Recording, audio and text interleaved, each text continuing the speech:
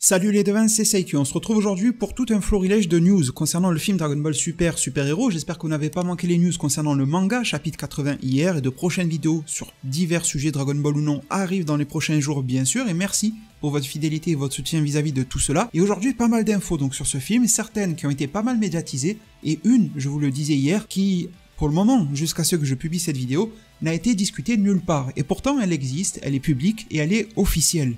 Et elle est très importante. Alors avant d'en arriver là, petite mise en bouche, en faisant du lien avec ma précédente vidéo de news sur Super Hero, je vous présentais ces visuels-là qui nous révélaient le design en 3D de Shenron et qui supposaient le fait qu'un vœu serait réalisé dans le film, ce qui est somme toute normal, ça s'appelle Dragon Ball malgré tout, mais on sait jamais.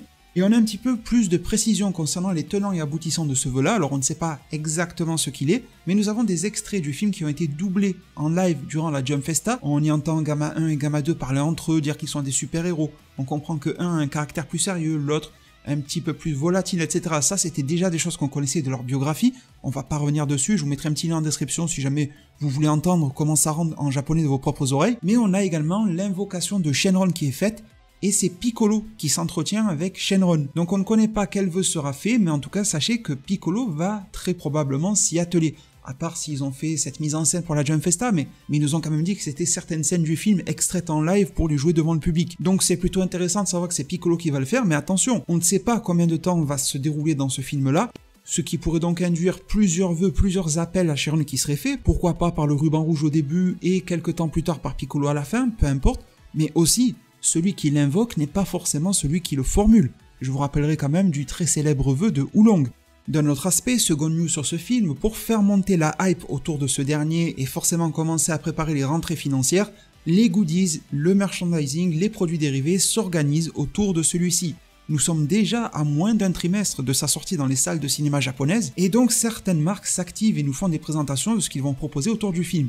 C'est autour de certains bracelets ou encore des sortes de serviettes qui ont été présentées et certaines révélations ou en tout cas confirmations y sont faites, plus également du teasing. On peut y voir certains basiques, j'ai envie de dire, comme les chara-designs de Krillin, de Pan, de Piccolo qui sont repris ici, Gamma 1 et 2, Gohan, forme de base, avec sa coupe de cheveux similaire à celle qu'il a lorsqu'il porte le vêtement, la cape de Piccolo dans le trailer, et qui rappelle sa coupe lorsqu'il allait affronter Cell à l'époque où il était adolescent. Je pense que c'est vraiment pour le fanservice, et ça pourrait, je pense, par extension, en dire long sur le rôle de Gohan, sur le type d'ennemi qu'il devra affronter. On a parlé il y a pas longtemps sur la chaîne, et vous étiez extrêmement nombreux à le regarder, de Gamma 3, fusion de Gamma 1 et 2, ou de Gamma 3 qui pourrait être créé un petit peu comme C13, C14 et C15 en s'assimilant entre eux, et formerait une version de Cell 2.0, mais qui serait Gamma 3, etc., pour mettre Gohan à l'honneur de la même manière avec Pan qui serait prise en otage, donc pour toucher la corde sensible du fils de Son Goku. Tout cela semble se confirmer quand on voit l'apparat de Gohan, mais on voit également Gohan dans sa forme Ultimate. C'était déjà confirmé, mais je sais que certains en doutaient encore, c'est écrit noir sur blanc, Ultimate Gohan, film Dragon Ball Super, Super Hero. Il n'y a plus de place à la discussion à ce sujet, c'est acté, il y aura au minimum dans ce film-là, Gohan forme de base, qui va avoir d'ailleurs plusieurs vêtements, vu qu'on peut le voir avec la cape ou sans la cape de Piccolo. SCJ, on l'a vu dans le trailer, peut-être SCJ2, on le voit évoluer mais on ne sait pas trop, ça c'est pas confirmé, mais surtout Ultimate, 3 formes de confirmé. Côté Goku et Vegeta, c'est plutôt du classique, je déplore le fait que le goodies concernant Goku est celui issu du teaser, vous savez le fameux teaser de quelques secondes qui n'est pas issu du film. Je me demande pourquoi vendre un produit dérivé par rapport à quelque chose qui n'aura pas lieu dans le film et qui est moins retravaillé visuellement que le reste. On voit que les autres ont été un petit peu retravaillés en 2D, etc. Le modèle 3D de Goku est purement 3D et c'est dommage. Un petit peu l'effet dufteux, mais bon voilà. Mais surtout, il y a 3 cases qui nous intéressent, hormis celle de Ultimate Gohan, c'est Broly. Broly est révélé entièrement, avec plusieurs visuels, 2 en particulier, je vous les mets côte à côte.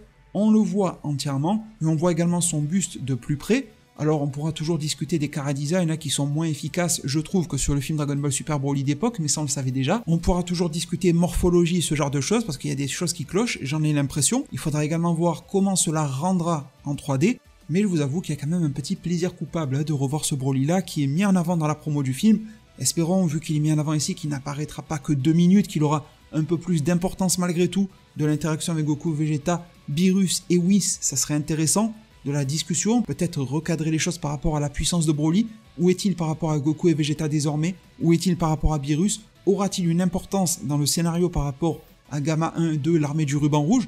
On ne sait jamais. D'ailleurs, j'ai oublié de le mentionner, mais je trouve que ce visuel sur Gohan Ultimate est tout à fait dégueulasse. Désolé de le dire comme ça. Autant celui sur Vegeta, sur Broly, ça passe assez correct. Celui sur Gohan, j'ai presque du mal à reconnaître Gohan. Franchement, les cheveux sont plutôt bien faits, mais la tête, le visage, ça va absolument pas. Elle est complètement déformée. Déjà, le corps, niveau morphologie, c'est pas ouf, mais la tête, ça va pas du tout avec les oreilles en mode banane et tout. C'est pas Gohan.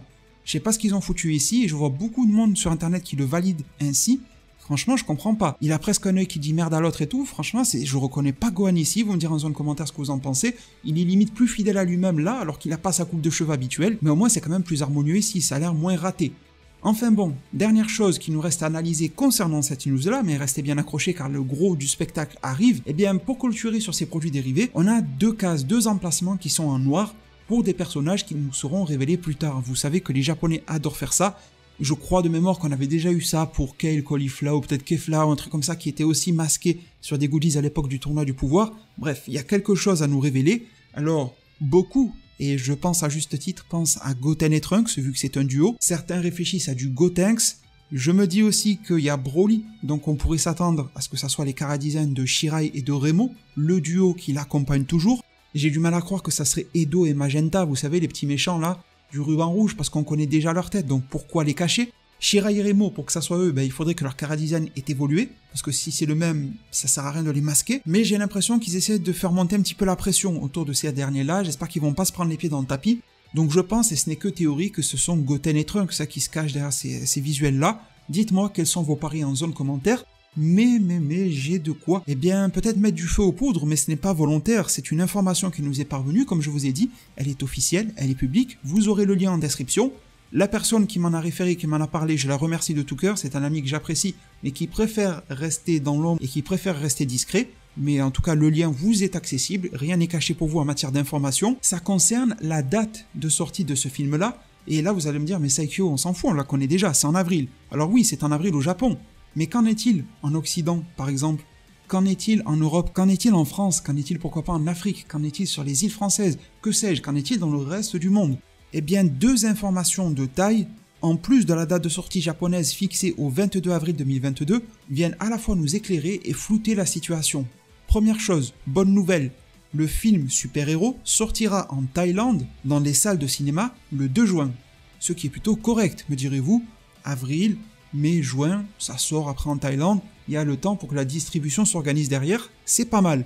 On pourrait alors se dire que pour les États-Unis, pour la France, pour le Royaume-Uni, cela serait similaire. Eh bien, on a une autre information qui franchement nous fait penser le contraire. Sachez qu'il existe un magazine pour les professionnels qui s'appelle Toy World, qui concerne surtout le monde anglophone et en particulier l'Angleterre, le Royaume-Uni, qui vient donc informer les professionnels du milieu, les magasins, de ce qui va se passer par exemple en 2022 concernant les sorties des dessins animés, des films d'animation, des goodies qui en dépendent de leur distribution dans les magasins. C'est un magazine extrêmement riche, il comporte 362 pages, et si vous allez à la 274e, je vous l'affiche à l'écran, il y a un encadré qui concerne Bandai UK, Bandai Royaume-Uni. Bandai Namco, vous les connaissez, c'est eux qui s'occupent de Super Dragon Ball Heroes, qui s'occupent des jeux vidéo Dragon Ball, Kakarot, Fighters, Dokkan, etc. Et donc, ils organisent leur planning de sortie de jeux, leur planning commerciaux et industriels en fonction des produits originaux Dragon Ball. Donc, le film, un manga, un animé, peu importe ce qu'ils vont adapter, ils se basent dessus. À l'intérieur de ce long texte, ils nous parlent de beaucoup de choses, de produits pour la jeunesse, des petits camions que vous voyez en photo, des poupées à licence, etc., etc. Et vient le moment de parler de Dragon Ball. Ça parle d'ailleurs de Tamagotchi, ce genre de choses, ça rappelle des souvenirs. Mais surtout, ils nous disent que Bandai veut augmenter son extension et expansion durant toute l'année 2022 en profitant de l'impact de la diffusion et du streaming, par exemple des épisodes de l'anime Dragon Ball Super, que ça soit sur internet par les plateformes légales ou sur les chaînes de télé, mais aussi en addition, et le nerf de la guerre est ici, en addition d'une sortie cinématographique prévue pour 2023 au Royaume-Uni dans les salles. Ils sont en train de nous dire ici que le film Super-Héros débarque en avril au Japon et en Angleterre et dans tout le reste du Royaume-Uni en 2023. C'est extrêmement étrange, mes très chers devins. Ce document, je le rappelle, est officiel et le seul moyen pour que cela ne se réalise pas, c'est qu'il y ait eu par exemple une faute de frappe, ce qui peut arriver au final, ce qui peut arriver à tout le monde, même si ces magazines sont lus et relus 25 millions de fois, vous voyez à quel point ils sont denses. Pour moi, il y a deux situations. Soit cette information-là est réelle, le film super-héros sort au Royaume-Uni en 2023 et c'est extrêmement inquiétant, par exemple pour la France, pour le reste de la francophonie, les autres pays européens qui ont généralement une fenêtre de sortie similaire à celle du Royaume-Uni, ou alors la personne qui s'est chargée de ce rapport-là, son doigt a ripé, quoi, j'ai envie de dire. Le 2 et le 3 sont juste à côté sur le clavier, il a mis un 3. Mais bon, c'est un magazine extrêmement pro, ce genre d'erreur n'est pas censé arriver. Tout le reste, toutes les pages, vous pouvez les lire, sont extrêmement bien écrites, il n'y a pas d'erreur. Que se passe-t-il, j'ai envie de dire, et ça serait grave, alors toute proportion gardée, il y a pire dans la vie, mais à l'échelle de ce film-là, et de ses enjeux, ça serait grave que ça sorte au Royaume-Uni ou en France en 2023, en Europe tout court, voire même aux États-Unis, mais je pense que les États-Unis l'auront assez tôt, parce que repousser le film 10 mois plus tard, et encore si ça sort en janvier 2023, d'ici là, le Blu-ray est déjà sorti au Japon, d'ici là, les versions piratées auront fait encore plus de clones que Naruto durant toute l'œuvre. Sur internet, vous voyez, il n'y aura aucun intérêt, si ce n'est pour le pur fan, puriste qui veut le voir sur un bel écran, etc., avoir une belle projection, d'aller au cinéma. L'exclusivité de le visionner dans les salles sera totalement perdu. Alors, est-ce qu'il y a un problème de négociation de droits? Est-ce que Toei planifie réellement de le sortir en 2023 alors qu'au Japon c'est 2022? Qu'est-ce qui est en train de se passer là? Dites-moi en zone commentaire ce que vous en pensez, mais étant donné que là on n'est pas sur un leak, une rumeur ou quoi que ce soit, que c'est acté officiellement par Bandai Namco au Royaume-Uni, je me pose beaucoup de questions. Surtout, et je conclurai sur ça, que je trouvais que la sortie française de DBS Broly était plutôt un fiasco. On m'avait expliqué en off le pourquoi du comment. Il y avait eu tout un cafouillage au niveau de l'acquisition des droits, etc. que je ne répéterai pas ici, mais sachez que c'était vraiment chaotique. Je pense qu'on était en droit d'espérer que cela ne se reproduise pas sur une prochaine itération cinématographique. Bon, j'ai envie de dire, c'est mal barré, sauf si petite faute de frappe il y a eu. La parole est à vous en zone commentaire. Je suis vraiment friand de pouvoir lire vos avis, vos réactions, vos analyses sur le sujet. Merci infiniment pour toute votre force, votre attention à mes vidéos. J'espère que ce genre de contenu relativement exclusif ou du moins surprenant aura pu vous séduire, vous informer, vous divertir. Merci, si c'est le cas, n'hésitez pas à mettre un maximum de pouces bleus, à vous abonner et activer la cloche. Prenez tous extrêmement bien soin de votre futur et à plus pour de prochains arts divinatoires.